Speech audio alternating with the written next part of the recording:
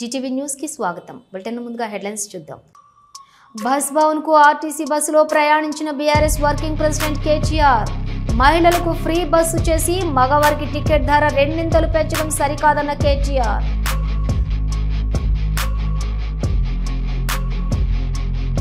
నిరుద్యోగులపై నిర్లక్ష్య వైఖరి ప్రదర్శిస్తున్న కాంగ్రెస్.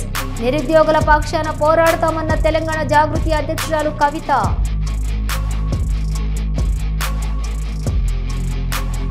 రోడ్లు భవనాల శాఖపై మంత్రి కోమటిరెడ్డి వెంకటరెడ్డి సమీక్షా సమావేశంలో పాల్గొన్న ఉన్నతాధికారులు.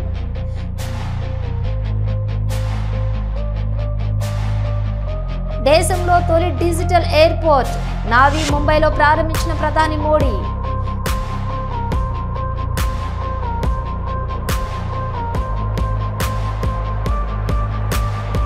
నర్సీపట్నంలో జగన్ కు అడుగడుగున ఘన స్వాగతం. నిరసనలను పట్టించుకొని మాజీ సీఎం జగన్.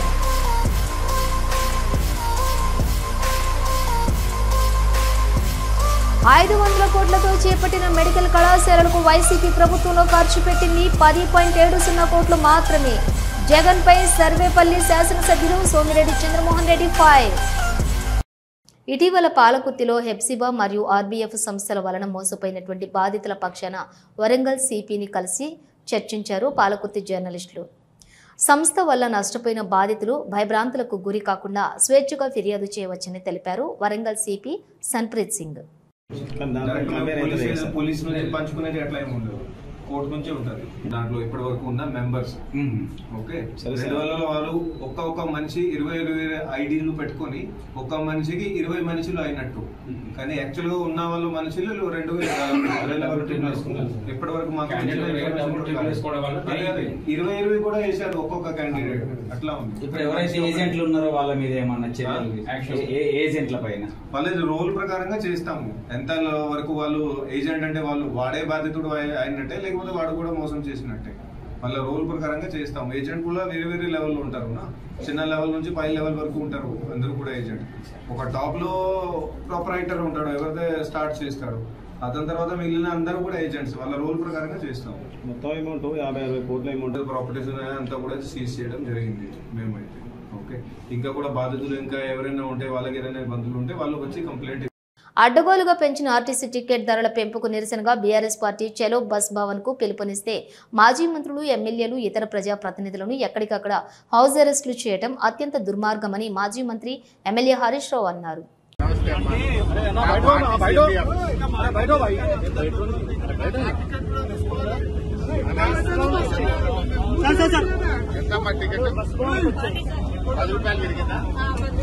₹10 మొన్న 30 ఉంటే 40 చూడండి. ఇప్పుడు మెహదీపట్నం నుంచి ఆర్టీసీ ఎండీ ఆఫీస్ నిన్నటి దాకా ₹30 ఉండే. ఇప్పుడే కండక్టర్ అమ్మ టికెట్ ఇచ్చింది, ₹40 టికెట్ ఇచ్చింది. అంటే ₹10 పెరిగింది. రోజుకు ₹10 పోయేటప్పుడు వచ్చేటప్పుడు ₹10, ₹20. అంటే నెలకు ₹600 ఒక పేద మధ్యతరగతి ప్రజల మీద రేవంత్ రెడ్డి ప్రభుత్వం వేసిన భారం. అంటే ఈ రోజు ఇది చాలా దుర్మార్గమైనటువంటి విషయం. ₹600 భారం గల ప్రతి పేద మధ్యతరగతి ప్రజల మీద రేవంత్ రెడ్డి గారు వేశారు. కేసీఆర్ గారు ప్రభుత్వం ఉన్నప్పుడు సంవత్సరానికి 1500 కోట్లు మేము ఆర్టీసీకి గ్రాంట్ గా ఇచ్చాం. 1500 కోట్లు ఇచ్చాం. ఈయన మహాలక్ష్మి అని చెప్పినాడు. కనీసం మహాలక్ష్మి డబ్బులు కూడా ఇవాళ రేవంత్ రెడ్డి గారు ఆర్టీసీకి ఇవ్వకపోవడం వల్ల పాపం ఈ కండక్టర్లకు, డ్రైవర్లకు రావాల్సిన పీఆర్సీ ఎరియర్స్ రావడం లేదు, పీఆర్సీ రావడం లేదు. ఆర్టీసీ ప్రైవేట్ పరం అవుతుంది. ఇప్పుడు ఈ కండక్టర్ పరిస్థితి రేపు ఏమైతుంది? ఎలక్ట్రిక్ బస్ వస్తే ఈమెను ఏ వరంగల్ జిల్లాకో నల్గొండ జిల్లాకో ట్రాన్స్ఫర్ చేస్తారు. ఈ అమ్మ పిల్లలు ఇక్కడ చదువుతా ఉంటారు, భర్త ఇక్కడ పనిచేస్తాడు. రేపు ఈ కండక్టర్ పరిస్థితి ఏంటి? నువ్వు హైదరాబాద్ లో మొత్తం ప్రైవేట్ పరం చేసి ఎలక్ట్రిక్ బస్సులు పెట్టి ఆర్టీసీ బస్సులు లేకుండా చేసి హైదరాబాద్ లో పనిచేస్తున్న 12,000 డ్రైవర్ కండక్టర్లను ఇవాళ నిరాశ్రయులు చేసి హైదరాబాద్ నుంచి పంపే ప్రయత్నం చేస్తున్నావు. ఉప్పల్ డిపో అమ్మకానికి పెట్టినావు. మియాపూర్ లో ఉండే వర్క్ షాప్ ను అమ్ముకుంటున్నావు. జేబీఎస్ బస్టాండ్ ను హడ్కోలో 1500 కోట్లకు కుదబెట్టి బస్టాండ్లను కుదబెట్టి అప్పులు తెస్తున్నావు రేవంత్ రెడ్డి. ఇవాళ ఆర్టీసీని ప్రైవేట్ పరం చేసే కుట్ర చేస్తున్నావు. పేద మధ్యతరగతి ప్రజల మీద భారం పెంచినావు. పెంచిన బస్ ఛార్జీలు వెంటనే దించాలని చెప్పి మేము డిమాండ్ చేస్తున్నాం. పెంచిన అదేవిధంగా బస్ పాసుల ధరలు కూడా దించాలని మేము ఈరోజు డిమాండ్ చేస్తా ఉన్నాం. టోల్ గేట్ల పేరు మీద ధరలు పెంచినావు, పండుగల పేరు మీద ధరలు పెంచినావు, రౌండ్ ఫిగర్ పేరు మీద ధరలు పెంచినావు, సిటీ బస్సుల్లో 50% ధరలు పెంచినావు. ఎన్నిసార్లు పెంచుతావు? నీ 20 నెలల్లో 5 సార్లు బస్ టికెట్లు పెంచి పేదల ఉసురు పోసుకుంటున్నావు. ఆడోళ్ళకి ఫ్రీ అన్నావు, మగోళ్ళ దగ్గర డబ్బులు వసూలు చేస్తున్నావు. ఈ ఆడికాడికి అయిపోయాయి. భార్యకు ఫ్రీ అంటే భర్త దగ్గర డబ్బులు వసూలు చేస్తే నువ్వు ఏం ఫ్రీ చేసినట్టుగా సమానం అయిపోయాయి. ఇప్పటికైనా రేవంత్ రెడ్డి గారు పెంచిన ధరలు తగ్గించాలని, ఆర్టీసీ కార్మికులను ప్రభుత్వ ఉద్యోగులుగా గుర్తించాలి, ప్రభుత్వ ఉద్యోగులుగా ఆర్టీసీ కార్మికులను గుర్తించాలని మేము డిమాండ్ చేస్తూ ఈ రోజు ఈ నిరసన కార్యక్రమాన్ని చేపట్టాం. ఆర్టీసీ బస్ ఎక్కి ఆర్టీసీ ఎండీ ఆఫీస్ కోసం ఎండీ గారికి మెమోరాండం ఇచ్చి పెంచిన ఛార్జీలు దించాలి, ఆర్టీసీ కార్మికులను ప్రభుత్వ ఉద్యోగులుగా గుర్తించాలి. అప్సి కూడా ఎంత దూరం వచ్చి తీసుకుపోతావా? బస్ వచ్చిందా మనది?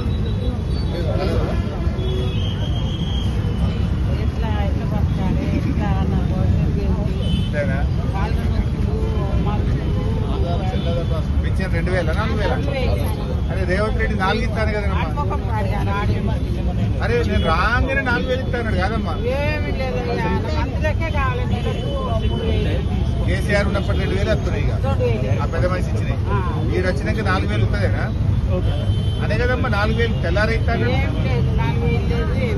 అంతేనా? నేను అడుగుతా, అసెంబ్లీలో అడుగుతా, ఏమైనా 4000 ఇస్తానో ఎప్పటి నుంచి ఇస్తామని గట్టిగా అడుగుతా. మీ గురించి అడుగుతామ్మా. 4000 కోసం అడిగి 4000 మళ్ళీ పెద్ద మనిషి 200 ఉంటే 2000 చేసాడు కేసీఆర్ బరాబర్ మాట మీద. ఈయన 4000 అన్నాడు కానీ అంత అబద్ధం ఆడి. పట్టుకుంటా, నేను గట్టిగా అడుగుతా. ఎందుకుంటో బరాబర్ ఇప్పుడు అసెంబ్లీ స్టార్ట్ అయింది అడుగుతా. బస్తీ దవాఖాన పెట్టాం కదా అప్పుడు. బస్తీ దవాఖాన పోతలేవా? మీ ప్రతి ఏరియాకు ఒక బస్తీ దవాఖాన పెట్టాం అప్పుడు. పెట్టే కానీ దవాఖానలో పోతే బెదిరిస్తారు,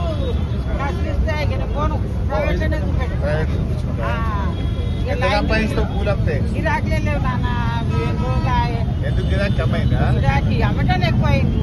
అమ్మటోళ్ళు ఎక్కువ. గిరాకీలు ఆర్టీసీ టికెట్ ధరల పెంపుకు నిరసనగా బస్ భవన్ కార్యక్రమంలో పాల్గొనాల్సిన నేపథ్యంలో భారత రాష్ట్ర సమితి వర్కింగ్ ప్రెసిడెంట్ కేటీఆర్ ఇంటి వద్ద భారీగా పోలీసులు మోహరించారు. కేటీఆర్ ను పోలీసులు హౌస్ అరెస్ట్ చేశారు.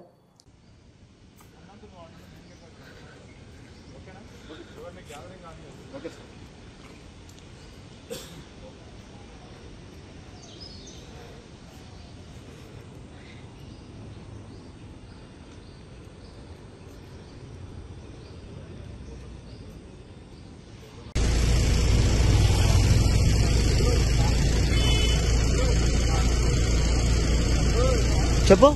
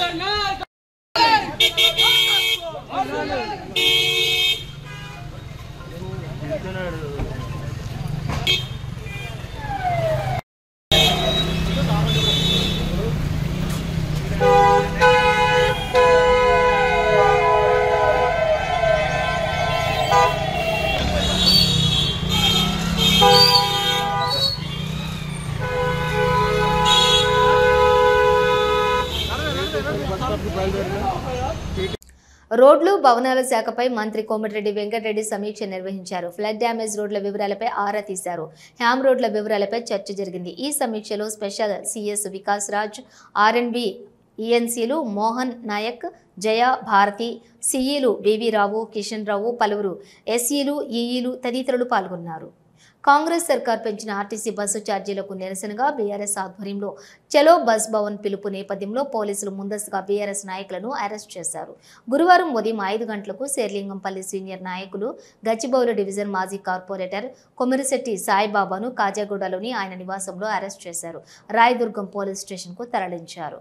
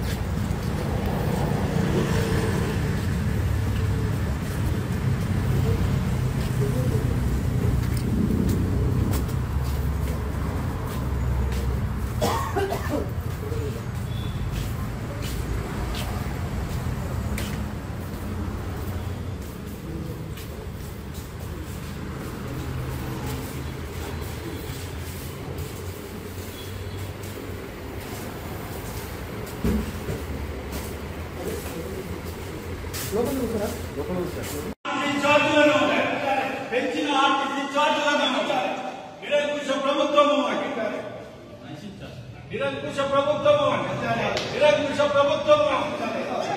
పెంచిన ఆర్టీసీ ఛార్జీలను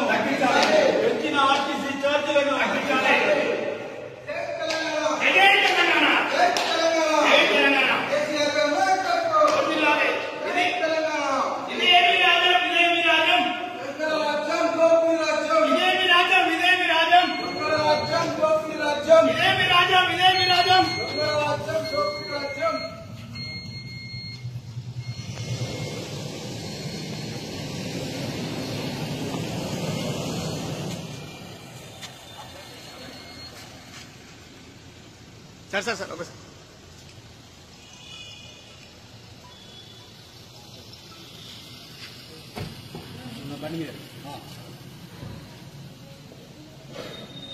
దింపు ఇదేమి రాజ్యం దొంగల రాజ్యం దోపిడీ రాజ్యం ఇదేమి రాజ్యం దొంగల రాజ్యం. బస్ భవన్ కు ఆర్టీసీ బస్సుల్లో ప్రయాణించారు బీఆర్ఎస్ వర్కింగ్ ప్రెసిడెంట్ కేటీఆర్. మహిళలకు ఫ్రీ బస్సు అని చెప్పి మగవారికి టికెట్ ధర రెండింతలు పెంచడం సరిపద్ధతి కాదని విమర్శించారు కేటీఆర్. సీనియర్ సిటిజన్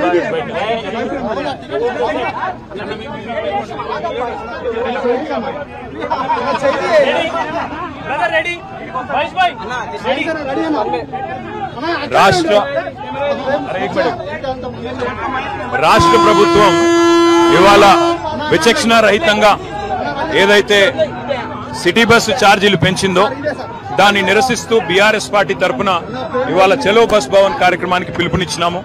అక్కడ ఆర్టీసీ యాజమాన్యంతో మాట్లాడి మరి ఇదేనా మీ గవర్నమెంట్ యొక్క ఇన్నోవేటివ్ థింకింగ్ అని అడగబోతా ఉన్నాం. ఇవాళ రాష్ట్ర ప్రభుత్వం ఏం చెప్తోందంటే ఇదేదో చాలా గొప్ప పని మేము చేస్తున్నది అన్నట్టుగా మహిళలకు ఫ్రీ బస్ ఇస్తున్నామని చెప్తున్నారు. మహిళలకు ఫ్రీ బస్సును మేము స్వాగతిస్తున్నాం. కానీ మహిళలకు కూడా ఇవాళ బస్సులో సీట్లు దొరకని పరిస్థితి ఉన్నది. మహిళలకు కూడా ఇవాళ ఇబ్బందులు ఎదురవుతా ఉన్నాయి. బస్సుల సంఖ్య పెంచండి, అట్లాగే ఏసీ బస్సులకు కూడా ఫ్రీ బస్సును అమలు చేయండి. మేము కాదనట్లేదు, మేము స్వాగతిస్తున్నాం. కానీ మహిళకు ఫ్రీ అని చెప్పి పురుషుడికి డబుల్ ఛార్జ్ చేసి పిల్లల బస్ పాస్ల ధరలు పెంచితే మరి కుటుంబం మీద భారం పడుతుందా పడదా ఇది ప్రభుత్వం చెప్పాలా. బీఆర్ఎస్ ప్రభుత్వం ఉన్నప్పుడు నెలకు 120 కోట్ల మరి గ్రాంట్ ఆర్టీసీకి ఇచ్చి సంవత్సరానికి 115 కోట్ల గ్రాంట్ ఇచ్చి ఆర్టీసీని కాపాడుకునే ప్రయత్నం చేసినాం. మీరు ఇవాళ 2 పనులు చేస్తున్నారు. ఒకటి, ఎవరైతే పబ్లిక్ ట్రాన్స్పోర్ట్ ని ప్రజా రవాణాను వాడే పేదలు ఉన్నారో, మధ్యతరగతి ప్రజలు ఉన్నారో వాళ్ళని నడ్డి విడిచే ప్రయత్నం చేస్తున్నారు. అట్లాగే మరొక వైపు ఆర్టీసీని ప్రైవేటీకరించే ప్రయత్నం చేస్తా ఉన్నారు. కార్గో సర్వీసులు గతంలో 100 కోట్లు ఆర్జించేది సంవత్సరానికి ఆర్టీసీ కార్గో. కేసీఆర్ గారు ప్రారంభించారు కార్గో సేవలను. మరి మీ ప్రభుత్వం ఇవాళ ప్రైవేట్ వాళ్ళకు అప్పచెప్పి నెలకు 3 కోట్లకే, అంటే సంవత్సరానికి 36 కోట్లకే మరి కార్గో సేవలను కూడా ప్రైవేట్ పరం చేసింది. అట్లాగే ఆర్టీసీని కూడా ప్రైవేట్ పరం చేయాలనే ఆలోచన కనబడతా ఉన్నది. ఒక కుక్కను చంపే ముందు పిచ్చి కుక్కను ఎట్లయితే ముద్రేస్తారో ఆర్టీసీ నష్టాల్లో ఉన్నది అని చెప్పి ఇవాళ ఆర్టీసీని ప్రైవేటీకరించే ప్రయత్నం ఏదైతే రాష్ట్ర ప్రభుత్వం చేస్తున్నదో తప్పకుండా దీన్ని బీఆర్ఎస్ పార్టీ తరఫున నిరసిస్తున్నాము. తప్పకుండా ఈ పెంచిన ఛార్జీలను వెంటనే తగ్గించాలని డిమాండ్ చేస్తున్నాము. నెలకు ఆర్టీసీ కనుక కష్టాల్లో ఉంటే తప్పకుండా ప్రభుత్వమే ఆ నష్టాలు భరాయించాలి. ప్రపంచవ్యాప్తంగా ప్రజా రవాణా ఎక్కడ చూసినా నష్టాల్లోనే నడుస్తుంది. లాభాల్లో ఉన్నది చాలా తక్కువ చోట్ల. నష్టాల్లో ఉన్నప్పటికీ ప్రజా రవాణా అనేది ప్రభుత్వం యొక్క బాధ్యత. ఆ బాధ్యత ప్రభుత్వం తీసుకొని నెలకు అవసరమైతే 500 కోట్ల 600 కోట్ల గ్రాంట్ ఇచ్చి మరి ప్రజా రవాణాను ప్రజల మీద భారం వేయకుండా నడపాలన్నదే మా ప్రధానమైన డిమాండ్. అట్లాగే ఆర్టీసీ ఉద్యోగులకు ఇచ్చిన ప్రతి మాటను ప్రభుత్వం నిలబెట్టుకోవాలి. ఉద్యోగులుగా వాళ్ళని ఆల్రెడీ మేము గుర్తించాము. ప్రభుత్వ ఉద్యోగులుగా మీరు ఇచ్చిన మాట అపాయింటెడ్ డే కానీ, అట్లాగే యూనియన్ల గుర్తింపు కానీ ఇతర అంశాలు కూడా తప్పకుండా ప్రభుత్వం స్పందించి వెంటనే మాట నిలుపుకోవాలని మేము డిమాండ్ చేస్తూ పెంచిన ఛార్జీలు తగ్గించాలి.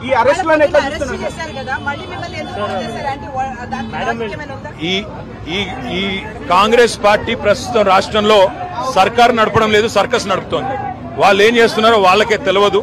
వాస్తవం ఏంటి అంటే పొద్దున హౌస్ అరెస్ట్ అని 50 మంది పోలీసులు వచ్చారు. మళ్ళీ మేము బయటకు వచ్చి మేము వెళ్ళాలి మా పార్టీ ప్రోగ్రామ్ అంటే వెళ్ళండి అన్నారు. సో మరి వాళ్ళకి తెలియదు. ముందు హౌస్ అరెస్ట్ అని చెప్పింది వాళ్ళే, మళ్ళీ తర్వాత మీరు వెళ్ళవచ్చు అని చెప్పింది వాళ్ళే. మా ఎమ్మెల్యేలని చివరికి మా కార్పొరేటర్లను కూడా హైదరాబాద్ నగర వ్యాప్తంగా అందరినీ అరెస్ట్ చేసి కొంతమందిని పోలీస్ స్టేషన్ తీసుకుపోయారు, కొంతమందినేమో అలౌ చేశారు. అందుకే అంటున్నా వీళ్ళు సర్కారు నడపట్లేదు, సర్కస్ నడుపుతా ఉన్నారు.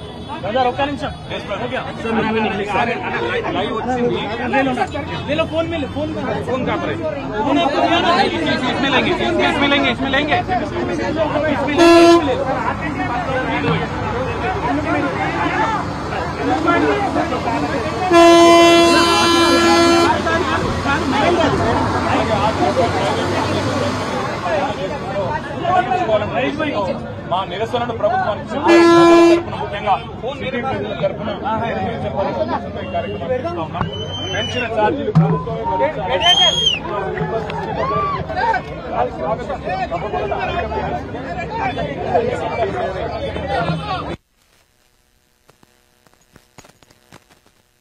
నిరుద్యోగులపై నిర్లక్ష్య వైఖరి ప్రదర్శిస్తున్న కాంగ్రెస్ ప్రభుత్వానికి కనువిప్పు కలిగేలా అశోక్ నగర్ లో వంట వార్పు కార్యక్రమం నిర్వహిస్తూ ఉన్నామన్నారు తెలంగాణ జాగృతి అధ్యక్షురాలు కవిత. నేను తెలుగు భాషను బాగా అభిమానిస్తాను, తెలుగు బాగుండాలని కోరుకుంటా. మన రాష్ట్రాల్లో పరిపాలనే కాదు న్యాయస్థానాల్లో తీర్పులు కూడా తెలుగులో ఉండాలని కోరుకునేటటువంటి వ్యక్తిని నేను. మరి ఇవాళ తెలుగులో ఎగ్జామ్ రాస్తే మార్కులు వస్తలేవంటే, తెలుగులో ఎగ్జామ్ రాస్తే ఉద్యోగాలు వస్తలేవంటే ఏడికి పోవాలి మనం? ఇప్పటికే న్యాయమూర్తులకు తెలుగు రాక న్యాయం అందుతలేదు ప్రజలకని నెత్తినోరు బాదుకుంటున్నాం మనం. గ్రామాల్లో ఉన్నటువంటి ఒక్క మనిషి కూడా కోర్టు అంటే భయపడతారు, కసీర్ అంటే భయపడతారు. ఎందుకంటే వాళ్ళు ఏం మాట్లాడతారో మనకు అర్థం కాదు. మరి ఇదే ఒరవడి కొనసాగిస్తూ ఇంగ్లీష్ వచ్చినోని తీసుకుపోయి రేపు గ్రామాలలో జిల్లా కేంద్రాల్లో పనిచేయమంటే మన ఊర్లో ఉన్న ప్రజల బాధ వాళ్ళకి ఎట్లా అర్థమవుతుంది? ఖచ్చితంగా గ్రూప్ 1 ఎగ్జామ్స్ తెలుగులో రావాలి. ఏవైతే ఫండమెంటల్ మిస్టేక్స్ జరిగినాయో, కనీసం తెలుగు పేపర్ లేకుండా క్వాలిఫైయింగ్ ఎగ్జామ్ ఏదైతే పెట్టినరో ఆ బేసిస్ మీద కూడా మనం న్యాయస్థానాల్లో పోరాటం చేద్దాం. తెలుగు మీడియం వచ్చిన వాళ్ళని ఫిల్టర్ చేసేటటువంటి ఈ ప్రక్రియను కూడా ప్రశ్నిద్దాం. తప్పకుండా తెలుగు మీడియం అదేవిధంగా ఉర్దూ మీడియంలో రాసినటువంటి వాళ్ళందరికీ కూడా న్యాయం జరిగే వరకు పోరాటం చేద్దామని ఈ సందర్భంగా మీకు తెలియజేస్తూ, కాంగ్రెస్ ప్రభుత్వం వచ్చినప్పటి నుండి ఇప్పటికీ 5 సార్లు బస్ ఛార్జీలు పెంచారు. ఇంకా ఎన్నిసార్లు పెంచుతా ఉన్నాయన రేవంత్ రెడ్డి అంటూ ఆగ్రహం వ్యక్తం చేశారు మాజీ మంత్రి హరీష్ రావు. ఇంకెంత పెంచుతావు నాయన? ఇప్పటికీ 5 సార్లు పెంచినావు, ఇప్పటికీ 5 సార్లు పెంచినావు. ఏదో ఒక ముసుగు, రౌండ్ ఫిగర్ అని ఒకసారి, టోల్ గేట్ అని ఒకసారి, పండుగలని ఒకసారి, బస్ పాస్లని ఒకసారి, సిటీ బస్సులని ఒకసారి, ఎలక్ట్రిక్ బస్సులని సర్ఛార్జ్ అని ఒకసారి. ఎన్నిసార్లు పెంచుతావు? వెనకట 3 పైసలు 5 పైసలు పెంచితేనే పెద్ద పోరాటాలు జరిగేది. నువ్వు ఒకటేసారి డబుల్ చేస్తున్నావు అంటే ఇదేందే? మహిళలకు ఫ్రీ అంటావు, పిల్లల మీద, పిల్లల బస్ పాస్ల మీద, మగవాళ్ళ మీద డబుల్ వసూలు చేసి ఇదేం ఫ్రీ? ఇంటి సంసారంలో ఉండే పైసలు గవ్వే కదా. ఈ చేయితో ఇస్తున్నావు, ఆ చేయితో గుంజుతున్నావు. తేడా ఏమున్నది? ఎడమ చేయితో ఇచ్చినావు, కుడి చేయితో గుంజుతున్నావు. ఆర్టీసీ ఛార్జీలు తగ్గేదాకా ప్రజల పక్షాన బీఆర్ఎస్ పోరాడుతూనే ఉంటది. వివిధ రూపాల్లో నిరసన కార్యక్రమాలు రూపొందిస్తాం. ఈ రోజు ఆర్టీసీ బస్ ఎక్కే, ఆర్టీసీలో ప్రయాణించే ప్రయాణికుల మనోభావాలు కనుక్కుంటాం. ఆర్టీసీ ఎండీని కలిసి తగ్గించమని ప్రజాస్వామ్యయుతంగా కోరుతాం. ప్రభుత్వం దిగి రాకపోతే ప్రజా ఉద్యమాలను మరింత బలోపేతం చేస్తాం, ఉధృతం చేస్తాం. శ్రీ కొండ లక్ష్మణ్ తెలంగాణ ఉద్యానవన విశ్వవిద్యాలయం రూపొందించిన పుస్తకాన్ని ఆవిష్కరించిన ముఖ్యమంత్రి రేవంత్ రెడ్డి. కార్యక్రమంలో పాల్గొన్న మంత్రి తుమ్మల నాగేశ్వరరావు, విశ్వవిద్యాలయం vice chancellor doctor D Raji Reddy తదితరులు ఉన్నారు.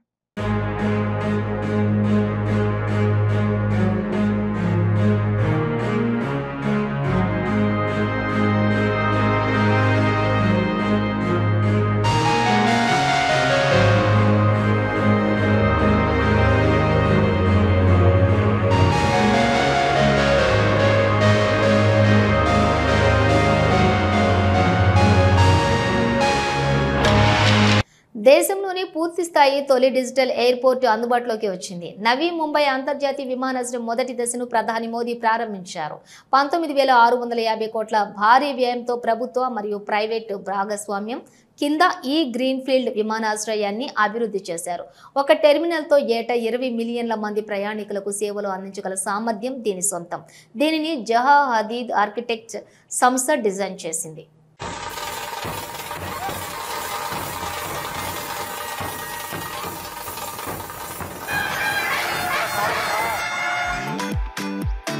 आज मुंबई का लंबा इंतजार खत्म हुआ। मुंबई को अब अपना दूसरा इंटरनेशनल एयरपोर्ट मिल गया है। ये एयरपोर्ट इस क्षेत्र को एशिया के सबसे बड़े कनेक्टिविटी हब के रूप में स्थापित करने में बड़ी भूमिका निभाएगा।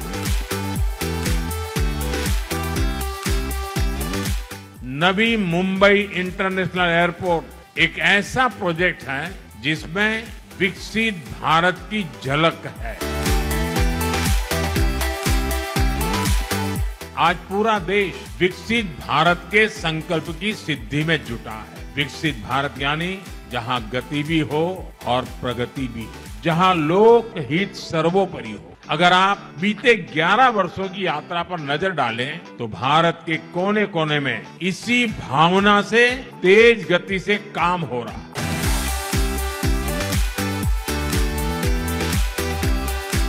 हम उन संस्कारों में पले बड़े हैं जहां राष्ट्र नीति ही राजनीति का आधार है। हमारे लिए इंफ्रास्ट्रक्चर पर लगने वाला एक एक पैसा देशवासियों की सुविधा और सामर्थ्य को बढ़ाने का माध्यम है।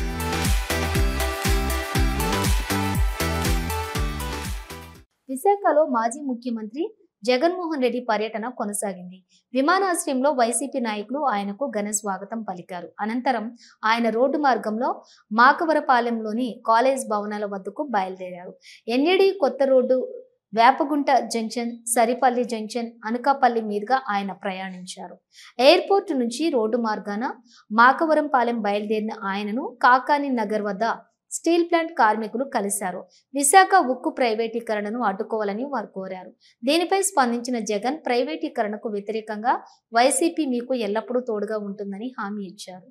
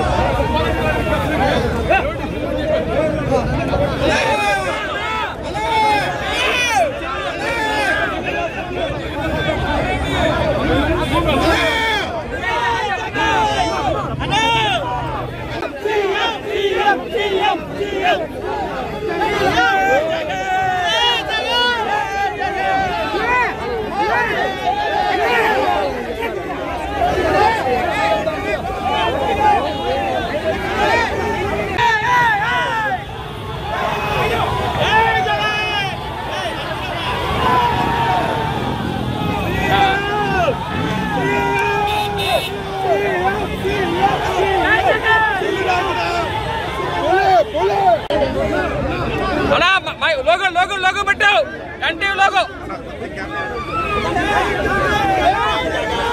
అన్నా ఎన్టీవీ లోగో ముందు పెట్టు ముందుకి. నెల్లూరు వెంకటాచలం మండలం సర్వేపల్లిలో శాసనసభ్యులు సోమిరెడ్డి చంద్రమోహన్ రెడ్డి మీడియాతో మాట్లాడారు. నర్సీపట్నంలో జగన్ రెడ్డి ఏం చూస్తారు?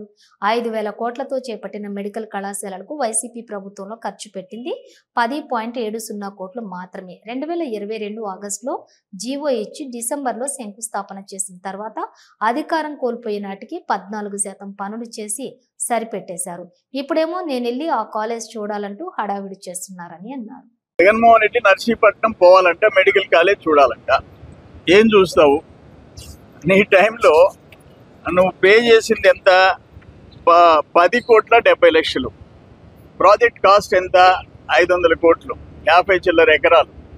500 కోట్లకి నీ ప్రభుత్వం అంటే 2022లో ఆగస్టులో నువ్వు జీవో ఇచ్చి డిసెంబర్లో శంకుస్థాపన చేసి నువ్వు ముఖ్యమంత్రికి ఉన్నంత వరకు ఖర్చు పెట్టింది 10 కోట్లు.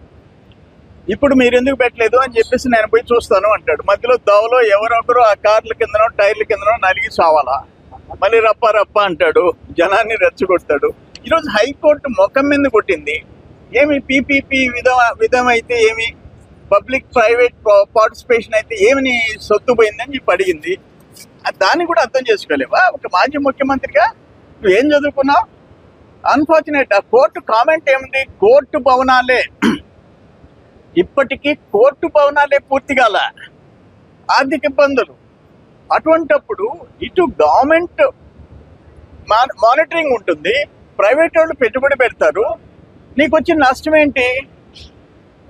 నీ ఒక్క పులివెందుల మెడికల్ కాలేజ్ తప్ప, ఇక పార్వతీపురం ఉంది, 600 కోట్ల రూపాయల అంచనా, 80 కోట్లు ఖర్చు పెట్టావు.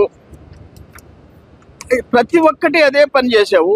ఒక్క పులివెందులు మాత్రం నువ్వు దానికోసం ఎక్స్ట్రా కేర్ తీసుకున్నావు. పులివెందుల కోసం మొత్తం డబ్బులు అక్కడ ఖర్చు పెట్టావు, ఇంకెక్కడ ఖర్చు పెట్టలే.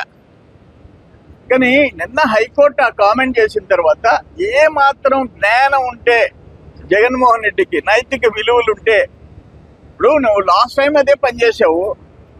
టైర్ కింద మనిషి నలిగిపోతే హాస్పిటల్లో చేర్చే ఆలోచన కూడా లేకుండా పక్కన తీసి పారేసేసావు దుర్మార్గంగా. ఆ రోజు 2 చనిపోయినారు. రేపు ఇప్పుడు 60 చిల్లర కిలోమీటర్లో నేను ర్యాలీగా పోతానంటావు. అంటే ఏం చేయబోతున్నావు నువ్వు? నేను ప్రజల ప్రాణాలతో ఆడుకుంటున్నావు జగన్మోహన్ రెడ్డి. ఇది కరెక్ట్ కాదు. ఇది పీపీపీ మోడల్ విషయంలో అందరూ అప్రిషియేట్ చేస్తున్నారు. మొత్తం ప్రభుత్వం పైనే భారం వేసుకోబడలే. కాలేజీలు రావాల్సిందే, ప్రైవేట్ మేనేజ్మెంట్ ఉండాలా, గవర్నమెంట్ మేనేజ్మెంట్ ఉండాలా. అందుకని హైకోర్టు నిన్న తీవ్రంగా కామెంట్ చేసింది. ఇప్పటికైనా అవగాహన ఉండాలా నీకు. నువ్వు ఒక పబ్లిక్ లైఫ్లోకి వచ్చిన తర్వాత ప్రజలతో ఆడుకోకూడదు. ఏది మంచిదానని అంచనా వేసుకునే శక్తి నీకు ఉండాలి. అది లేకుండా పోయింది. స్వార్థం ఎక్కువైపోయింది. మనం చూసాం కదా, అక్కడ వాడు కల్తీ మద్యం చేస్తుంటే చీల్చి చెడ్డాడాం కూటమి ప్రభుత్వం. తెలుగుదేశం వాళ్ళని కూడా సస్పెండ్ చేశాడు, పారేసాం. అందరిని అరెస్ట్ చేసి జైల్లో పెట్టాం. దాని గురించి రోజు ఉపన్యాసాలు గంటలు. నువ్వు ఎక్కడో పైనుంచి దిగి వచ్చినట్టు. రాష్ట్రంలో, దేశంలో, ఈ రాష్ట్రంలో 3,500 కోట్లు కల్తీ మద్యం స్కామ్ జరిగితే ఇంక దేశంలో ఇంకెక్కడ జరగలే. ముఖ్యమంత్రులు, ఉప ముఖ్యమంత్రులు 200 కోట్లకి జైళ్ళకి పోయినారు. 200 కోట్లకి. ఇక్కడ 3,500 కోట్లు. నువ్వు బయట కూర్చొని ఉపన్యాసం ఇస్తున్నావు. మొత్తం లోటస్ పాండ్కి పోయింది డబ్బంతా. ఆ 1000 కోట్లు ఎక్కడికి పోయిందంటే లోటస్ పాండ్కి పోయింది. అందుకని పద్ధతి మార్చుకోమని చెప్పేసి మేము హితో పలుకుతున్నాం. ఇవి బులెటిన్ విశేషాలు. మరో బులెటిన్తో మళ్ళీ కలుద్దాం.